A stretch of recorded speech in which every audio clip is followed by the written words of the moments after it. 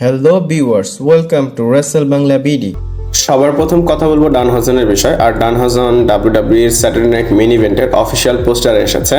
আপনারা হয়তো দেখতেই পাচ্ছেন next Saturday night main event যে হবে জুলাইয়ের 18 তারিখে, সেখানে ডান হাসানকে দেওয়া হয়েছে। এই Saturday night main event new York city থেকে হবে, মেডিসিন স্কয়ার গার্ডেনে। এখানে ট্যাগলাইনও ইউজ করা হয়েছে, ডাব্লিউডাব্লিউই ট্যাগলাইন ইউজ করেছে, লেখা আছে জয়েন দ্য আনকাস্ট। তো ডান হাউজেনের টাইপের ইভেন্টটা হবে এটা। আর যেহেতু এটা এমএসজি থেকে হবে, ম্যাসিভ তো ডাব্লিউডাব্লিউই করবেই। এই মেডিসিন স্কয়ার গার্ডেনের জন্য ডাব্লিউডাব্লিউই ডান হাউজেনের একটা থিম এখানে অ্যাড করে দিয়েছে। আবার এমনও হতে পারে স্যাটারডে নাইট মেইন ইভেন্টের যে লোগো সেটা ডান হাউজেন কেন্দ্রিক করতে পারে, অথবা যে গ্রাফিকটা বের করবে পোস্টারটা আরও একটা তো বের করবে, সেটাও ডান হাউজেন কেন্দ্রিক হতে পারে। এমনটা হতে পারে ক্রিপি কিছু থিম তারা ইউজ করবে। ডাব্লিউডাব্লিউই আপাতত এই পোস্টারটা রিভিল করেছে, আর পোস্টারটাও খারাপ না। আর এই ইভেন্টটা কিন্তু নাইট অফ চ্যাম্পিয়নের পরেই সাথেই হবে। নাইট অফ চ্যাম্পিয়ন হতে কিন্তু আর 1 সপ্তাহ বাকি, যদি আজকের দিন বাদ দেই। 1 সপ্তাহ না, 8 দিন বাকি। এবং নাইট অফ চ্যাম্পিয়নের 21 থেকে 20 দিন পরই এই স্যাটারডে নাইট মেইন ইভেন্ট হবে। আর এই স্যাটারডে নাইট মেইন ইভেন্টের পর সোজা সামার স্ল্যাম হবে। এক্সপেক্ট করতে পারেন এইবারের স্যাটারডে নাইট মেইন ইভেন্টে রোমান রেইন্স কম্পিট করবে, আবার ব্রক লেসনারের মতো সুপারস্টারও আসতে পারে। যদি ডাব্লিউডাব্লিউই রেসলম্যানিয়ার পর সামার স্ল্যামে সেম ম্যাচ না করতে চায়, তাহলে হয়তো ব্রক লেসনারের ম্যাচ স্যাটারডে নাইট মেইন ইভেন্টে করতে পারে ওবাফেমির সাথে। আর যদি স্যাটারডে নাইট মেইন ইভেন্টে এই ফিউডটা শেষ হয়ে যায়, তাহলে তো ভালোই হবে। সামার স্ল্যামে ব্রক লেসনার অন্য কাউকে ফেস করবে। আর ব্রক লেসনার যদি রিটায়ারও হতে চায়, তাহলে সে সামার স্ল্যামে রিটায়ার হতে পারে। আর যদি ব্রক লেসনার এই ইভেন্টে না থাকে স্যাটারডে নাইট মেইন ইভেন্টে, তাহলে রোমান রেইন্সের চান্স অনেক বেশি সে থাকবে। আর রোমান রেইন্স কিন্তু এই যে ইভেন্টটা হবে, এই ইভেন্টের যে মিট অ্যান্ড গ্রিট শো বা ফেস্টিভ্যালটা হবে, সেটার জন্য অ্যাডভার্টাইজ আছে। ফেনেটিক্স ফেস্টে রোমান রেইন্স থাকবে। রোমান রেইন্স যেহেতু সেখানে থাকবে, তাকে অ্যাডভার্টাইজ করা হয়েছে, হয়তো সে স্যাটারডে নাইট মেইন ইভেন্টও আসতে পারে। বাট ডান হাউজেনকে নিয়ে আপডেট এসেছে, সে অফিসিয়াল স্যাটারডে নাইট মেইন ইভেন্টের পোস্টার বয়। আপনারা এটার উপর কেমন টেক রাখেন আমাকে অবশ্যই কমেন্ট করে জানাবেন। এরপর নাইট অফ চ্যাম্পিয়নের ম্যাচ কার্ডের বিষয়ে কথা বলবো। নাইট অফ চ্যাম্পিয়নের ম্যাচ কার্ড এখন কেমন দেখা যাচ্ছে সেটা আপনাদের আমি দেখাই।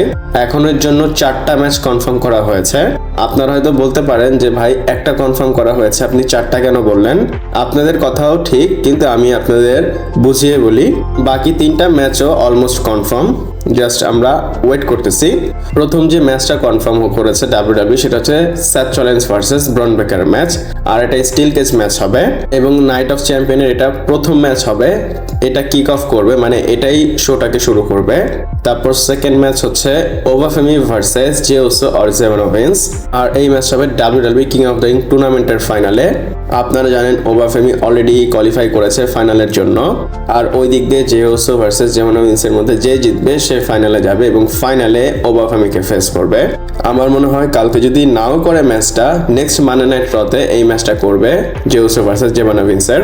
তো এই ম্যাচটাও ধরেন কনফার্ম, জাস্ট একটা চ্যালেঞ্জার বের হবে, তারপর ডাব্লিউডাব্লিউই কনফার্ম করে দিবে। তারপর যদি উইমেন্স ডিভিশনটা দেখেন, কুইন অফ দ্য রিং টুর্নামেন্টের ফাইনালে ইউএসকে চলে গিয়েছে। আর ইউএসকে ভার্সেস লিভ মর্গান আর চার্লি ফ্লেয়ারের মধ্যে ম্যাচ হবে। আমি যদি বলি, আমার মনে হয় লিভ মর্গান জিতবে, কিন্তু আমার মন চায় যে চার্লি ফ্লেয়ার জিতুক এবং সে জিতে queen of the ring tournament ফাইনালটাও জিতুক। এমনিতে তাকে কুইন বলা হয়, যদি সে জিতে তার জন্য ভালো, কিন্তু বাস্তবতা ভিন্ন। লিভ মর্গান হয়তো কোয়ালিফাই করে ইউএসকে চ্যালেঞ্জ করবে ফাইনালে, আর ইউএসকে তাকে হারিয়ে দিয়ে তাকেই চ্যালেঞ্জ করবে সামার স্ল্যামের জন্য। তো এই ম্যাচটা আপনারা ফাইনাল ধরতে পারেন, জাস্ট চ্যালেঞ্জার বাকি। তারপর ইউনাইটেড স্টেটস চ্যাম্পিয়নশিপের জন্য ট্রিক উইলিয়াম তার টাইটেলটা ডিফেন্ড করবে কার্মেলো হেস অথবা রিকি সেন্টের এগেনস্টে। কার্মেলো হেস ভার্সেস রিকি সেন্টের নাম্বার 1 কন্টেন্ডার ম্যাচ হবে, যে জিতবে সে চ্যালেঞ্জ করবে ইউএস টাইটেলের জন্য। আর এই ম্যাচটা কিন্তু কালকে স্ম্যাকডাউনেই হবে। আমার মনে হয় কার্মেলো হেস জিতে যেতে পারে, আবার রিকি সেন্টও জিতে যেতে পারে, কারণ তাকে ডাব্লিউডাব্লিউই ভালোভাবেই বুক করে। আর যদি ডাব্লিউডাব্লিউই এটা ট্রিপল থ্রেট করে আরও ভালো হবে। তো এই ম্যাচটাও ধরতে পারেন যে কনফার্ম, জাস্ট চ্যালেঞ্জার বাকি। এই 4টা ম্যাচ একদম কনফার্ম দেখাই যাচ্ছে যে হবেই হবে। এছাড়াও কোডির ম্যাচ ডেফিনেটলি তো নাইট অফ চ্যাম্পিয়নে হবেই। নাইট অফ চ্যাম্পিয়নে যে ফন্টেন সেন্টার অ্যাডভার্টাইজ, সেখানে কিন্তু কোডিকে রেখেছে ডাব্লিউডাব্লিউই পোস্টারে, তো তাকে সামনে রেখেছে। আবার স্ম্যাকডাউনে সে তার টাইটেল ডিফেন্ড করবে গুন্থারের এগেইনস্টে। আর স্পেশাল গেস্ট থাকবে স্যামি জেন। অবশ্যই সে ওই দিনের ম্যাচটা বা কালকের ম্যাচটা জিতে যাবে বা তার টাইটেলটা রিটেন করবে। কিন্তু নাইট অফ চ্যাম্পিয়নে ম্যাচ হবে এতটুকু জানি, কার কার এগেনস্ট হবে সেটা জানি না, হতে পারে গুন্থার কোডি স্যামি জেনের ট্রিপল থ্রেট ম্যাচ অথবা কোডি ভার্সেস স্যামি জেনের সিঙ্গলস ম্যাচ। এমনিতে যদি আপনারা নাইট অফ চ্যাম্পিয়নের কার্ডগুলো দেখেন মিড কার্ড মনে হচ্ছে, কিন্তু কিং অফ দ্য রিং টুর্নামেন্টের যে ম্যাচ সেটা অনেক ভালো হবে, আবার কুইং অফ দ্য রিং টুর্নামেন্টের ম্যাচটাও ভালো হবে এবং এই দুইটা টুর্নামেন্টের যে ফাইনাল হবে এই দুইটাই শোকে ক্যারি করার জন্য ক্যাপেবল আমার মনে হয়। আপনাদের কি মনে হয় আমাকে কমেন্ট করে জানাতে পারেন। এরপর রোমান রিন্সের বিষয়ে কথা বলবো। আর রোমান রিন্স কি ডাব্লিউডাব্লিউর মধ্যে একটা নতুন হিল ম্যানেজার পাচ্ছে? আমি আপনাদের ব্যাখ্যা করে বলি বা বুঝিয়ে বলি যে আপডেটটা কি। আপনারা হয়তো স্টিফেন স্মিথকে চিনেন, যদি নাও চিনে থাকেন আপনারা হয়তো কোনো না কোনো রিলে তাকে দেখেছেন। সে ইএসপিএন এ ডাব্লিউডাব্লিউর জন্য অনেক শো করে আর সে হচ্ছে খুবই পপুলার অ্যাঙ্কার বা হোস্ট বলতে পারেন। স্টিফেন স্মিথ ডাব্লিউডাব্লিউর সাথে কাজ করতে চায়, শুধু ডাব্লিউডাব্লিউর সাথে না, সে রোমান রিন্সের সাথে কাজ করতে চায় অ্যাজ এ হিল ম্যানেজার। সে বলে যে আমি চিন্তা করেছিলাম বা আমি চিন্তা করে রেখেছি আমি ডাব্লিউডাব্লিউতে আসব এবং হিল ম্যানেজার হিসেবে রোমান রিন্সের সাথে কাজ করব। এক কথা সে রোমান রিন্সের ম্যানেজার হতে চায়, heel manager. Last time Roman রিন্সের কাছে একটা হিল ম্যানেজার ছিল, সে ছিল পল হেমেন। এমনিতে পল হেমেন নিজেকে ম্যানেজার বলতো না, সে নিজেকে স্পেশাল কাউন্সিল বলতো, কিন্তু যাই হোক সেম জিনিসই, হিল ম্যানেজার ছিল।